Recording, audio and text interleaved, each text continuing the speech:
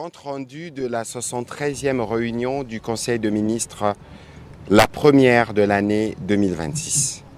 Le président de la République, chef de l'État, a présidé ce vendredi 2 janvier 2026 à la Cité de l'Union africaine, la 76e réunion du Conseil de ministres. 3 points étaient inscrits à l'ordre du jour, à savoir 1. Communication du président de la République, chef de l'État. 2. Point d'information. 3. Approbation d'un relevé des décisions du Conseil de ministres. La communication du président de la République a porté sur 2 points principaux, à savoir 1. De l'entame de l'année 2026 et l'atteinte des résultats de l'action gouvernementale. Le président de la République a tenu à réitérer, à l'endroit de chacune et de chacun, les vœux de paix, de santé, des réussites et d'engagement républicain qu'il avait formulés lors de la 72e réunion du Conseil de ministres. À cette même occasion, il a rappelé les instructions à leur donner, lesquelles demeurent pleinement d'actualité et constituent le socle de notre action collective.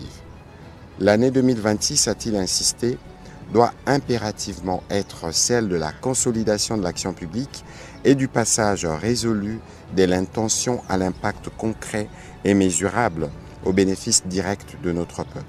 À cet effet, il a invité des acteurs gouvernementaux à faire preuve d'un sens élevé de responsabilité, des rigueurs et d'une véritable culture du résultat, en veillant scrupuleusement à l'achèvement effectif des objectifs assignés au gouvernement, qui soient en cours d'exécution ou non encore réalisés. Le deuxième point de la communication du président de la République a porté sur la nécessité d'une concertation préalable dans la communication étatique. Le président de la République a tenu à rappeler avec gravité que la parole publique engage l'État dans ce qu'il a de plus essentiel, sa crédibilité, son autorité morale, sa capacité à rassembler la nation et à préserver durablement la cohésion nationale. À ce titre, toute expression émanant d'un responsable public doit être empreinte de retenue, des responsabilités et d'un sens aigu de l'intérêt supérieur de la République.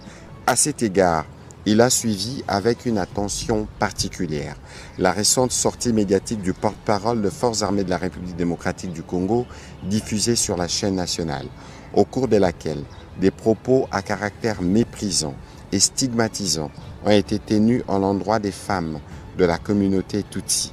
Le président de la République